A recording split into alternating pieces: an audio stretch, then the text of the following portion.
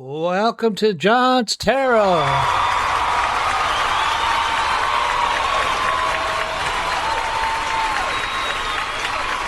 Thank you very much. I want to send a special thank you out to New Zealand. I had somebody who wanted me to mention them in New Zealand. In the last 30 days, who is listening to John's Tarot? Singapore, Japan, Australia, Hong Kong's been kind of a regular, Bangladesh, Canada, France, Philippines, Colombia, Ecuador, United Kingdom, Kenya, Kazakhstan, Myanmar, Nigeria, Sweden, and what states? I've got California, Virginia, New York, Florida, Georgia, Oregon, Alabama, Iowa, North Carolina, Arkansas, Kentucky, Nebraska. Welcome to John's Tarot.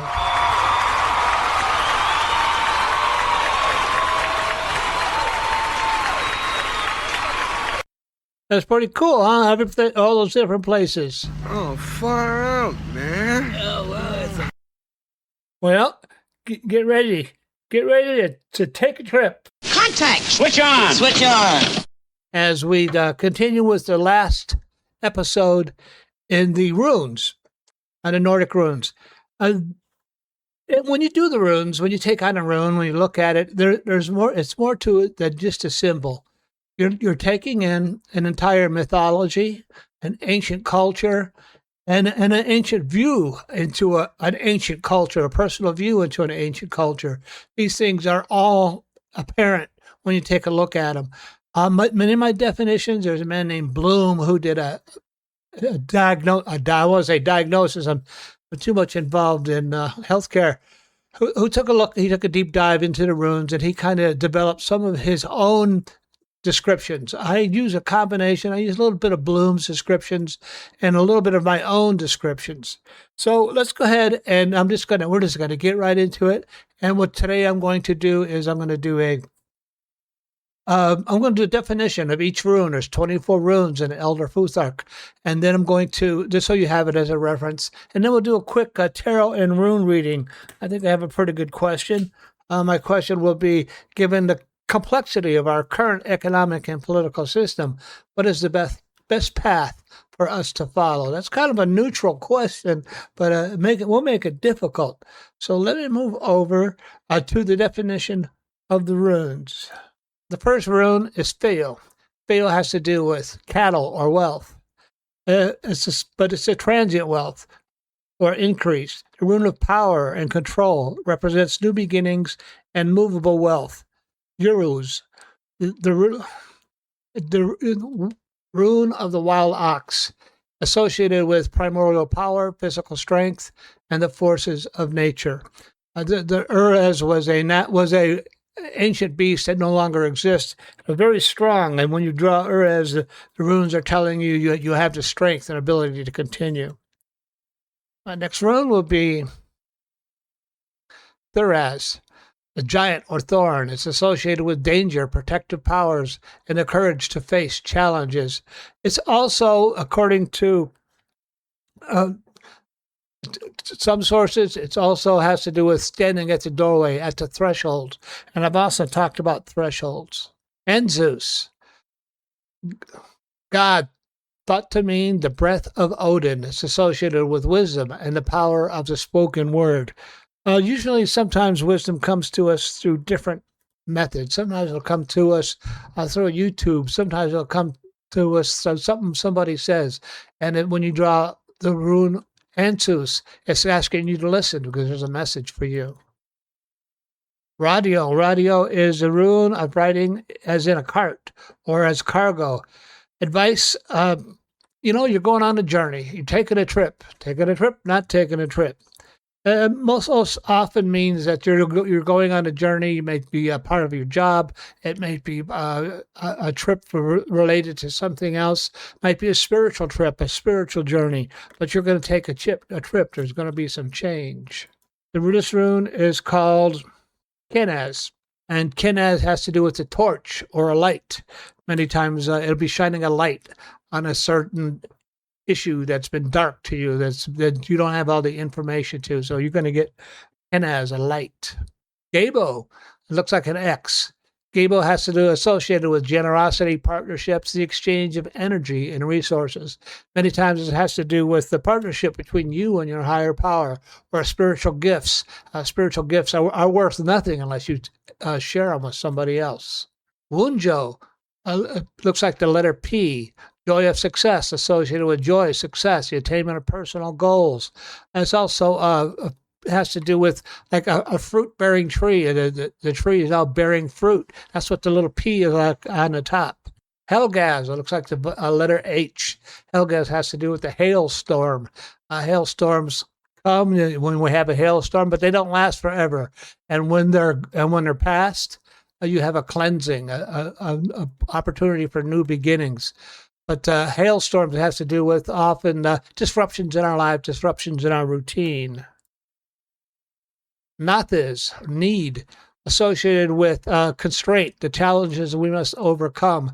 Also has to do with delay, sometimes waiting on the will of the gods, waiting on the will of the divine in order to move before you may move through. Isa looks just like a straight line, associated with stillness, isolation, and need for introspection and self-reflection. Also has to do with like crossing across an ice field. You want to move across the ice field carefully and gingerly and listen to hear if that ice is cracking. That is the rune Isa. So you may be in a delicate situation and you need to move carefully. Rune Jira. Jira is the rune of success, rewards. After accomplishment, cooperative relationships, harvest. You have prepared the ground and planted the seed. Now you must cultivate with care. That is the rune of Jira. It's one of my favorite runes. Iwaz. Iwaz is a rune of transformation, safety. You've set your sights on a reasonable target. There may be a slight obstacle to overcome, maybe a delay, but help will arrive. Rune Iwaz, balance, enlightenment, endurance, trustworthiness. The rune Pertho looks like a dice cup. It has a couple of meanings. One meaning is, life is a game, and the game is in session, and you're rolling the dice. You're taking a chance.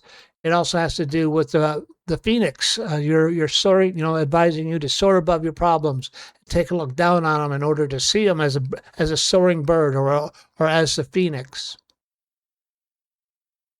Algaz, the rune of the hunt, the rune of the elk, encourages you to move forward, but move forward carefully, as if you were hunting an elk. And as you move forward, you take careful steps. And if you're careful and you move forward with caution, your hunt will be successful, or your efforts will be successful. Swulu. That is the rune of energy and revelation, honor, resources, guidance, happiness. You have the power to bring things to fruition. Good fortune awaits. It also has to do with light over darkness. You're bringing a light over a dark situation. Tiwaz, that is the warrior's rune. The warrior's rune suggests a Norse god of war, the need for courage, now as victory is assured, if your heart remains true. It also sometimes requires you, as a warrior knows, to make careful steps, because you just don't go and make your move without thought. You sometimes have to be a little patient and wait for the timing right before you make your next move. Tiwaz. Berkana looks like the letter B. Berkana, key to energies that promote female archetype, flexibility, growth, fertility, healing, and nurturing.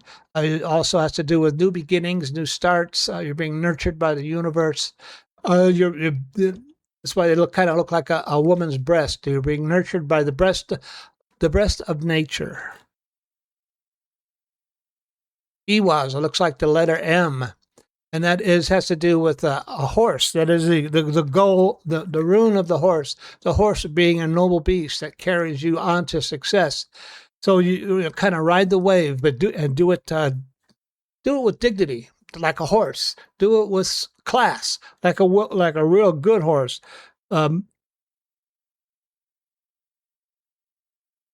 Manus. Manus is, I always like this room, and it comes with these weird associations of mankind, interdependence, destiny, the higher mind. But it also means looking at yourself. You see, it's like two M's pointing at each other. Do some introspection and think about what you're doing. Take a look at yourself. The rune Manus. Langus. Langus is the rune of the tides. I've often seen that one. It's like the tide goes in, the tide goes out. Currents. It has to do. It's a very female rune. The woman's monthly cycle is of something visual of Langus. Ingus. The root Ingus has to do with seed, fertility, potential, successful conclusions, fertility, peace and harmony. It also has to do, and I've run into this one, the end of the beginning, emerging from a chrysalis, emerging from a cocoon. There was a maturation period, and now you're emerging, and it's a new beginning. The rune Ingus. The rune Othelia. My pronunciation is not that good. Othelia, and that is the rune of home, acquisition, legacy, inheritance, prosperity. Maybe it might be telling you you've inherited some issues from your past life. You've inherited some issues from your family, or you might want to and you've inherited ways of doing things that might prove successful in a problem that you have. The rune Dagus it's a really nice rune. I kind of like that one.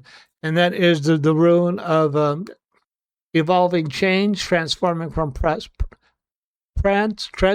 nature, prosperity, growth, alleviating negativity, bringing light into day. That seems to be a common motif with the runes. Now let me move over to the tarot reading. There I go. My ability to read tarot is a gift, an expression of divine love. And the runes, that's just something I learned. And you can learn them too. The one nice thing about learning the runes, there's only 24 of them. And you can learn the basic meanings of each one. And it's a simple method of divination, but it's a simple method, but it brings a lot of depth. So let's go ahead and shuffle cards. What was my question? Given the complexity of our current economic and political systems, what is the best path for us to follow? I think that's a good question. I'm asking a question without taking any sides. Given the complexity of our current economic and political systems, everybody knows the economy is not doing that well. Everybody knows our political system is has a lot of conflict in it. And given these situations, what is the best path for us to follow? We'll see what the symbolic systems have to offer us. And I do these as an experiment. And it's fun. It's just a fun experiment. So, given the complexity of our economic and political systems, what is the best path for us to follow? And I'll throw a card and a rune. Actually, I'll throw all three cards. And as I throw the rune, I'll go ahead and I'll read them. The first card is the Chariot. Second card is the Two of Cups.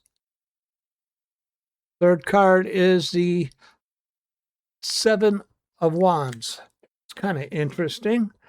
Now, so some runes. Odin and Freya, please help guide this reading for the Chariot and our complicated economic and political system. What can you tell us? And this rune is Sulu, which I had talked about. So the Chariot, the charioteer, that is actually one of the, there's growth going on, there's change. As we look at the card, you see a charioteer, and there's a black sphinx and a white sphinx, and they're pulling the chariot. You notice the charioteer himself does not have any reins. And that is probably both our political systems, and we are trying to control ourselves in the chariot as it moves forward. You know, we have the democratic system, the republican system, and as a charioteer, we need to be in control of our emotions, of our thoughts, of our actions, and make wise decisions. And in that ability to make wise decisions, you will bring some light over darkness or success, the rune Sulu. For my second one, for the Two of Cups, give me a little enlightenment on that one. Lighten that one up. And this rune is called, I think that was Feyu.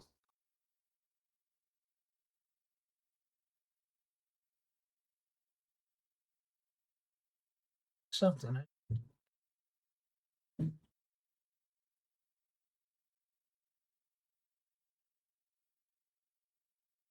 The rune is Feyu. Feyu has to do with, first the card, relationships, higher power involved in relationships, your higher sense of thought, your higher sense of thinking, your higher sense of judgment, and relationships. Our relationships with people that don't agree with you politically, maybe. And you need to balance those relationships. And if you can do that, that'll bring some wealth to you. That'll bring that skill will bring you wealth that you could take with you no matter where you go. The rune Feyu, the cow. Sometimes wealth is not just cash. Sometimes not just cows, not just finance. It's wisdom and strength and ability to navigate difficult relationships. And the last rune for the Seven of Wands is Dagaz.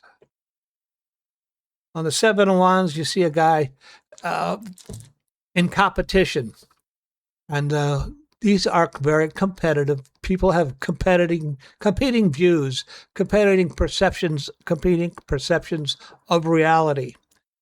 And this card actually asks you to push a little harder than you normally would.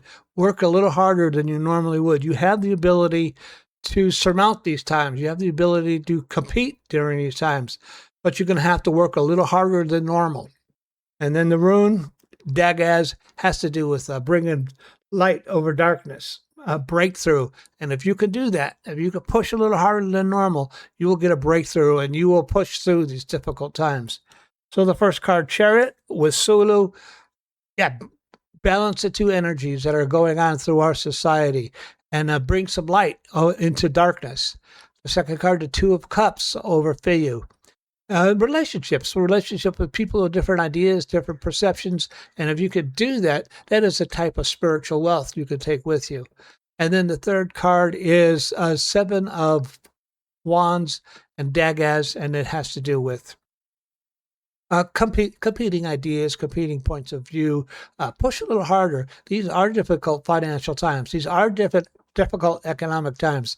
But if you push a little harder, you can push a little harder, work a little harder than normal. You can overcome them. And the potential is out there, Dagaz, and that will bring you a little light into the darkness that you may be facing. So I think we're going to go ahead and wrap this up. Goodbye, Professor Marvel, and thanks a lot! Well, it was my pleasure. I hope you enjoyed this little three-part series on Tarot and Runes, and I hope maybe you practice with it a little bit. I've updated my webpage. Go ahead and take a look at that. I've put, especially on the contact page, go ahead and take a look at that, and I hope to hear from you. And you be careful, be cool, be kind, and I will talk to you again real soon. Okay, bye-bye.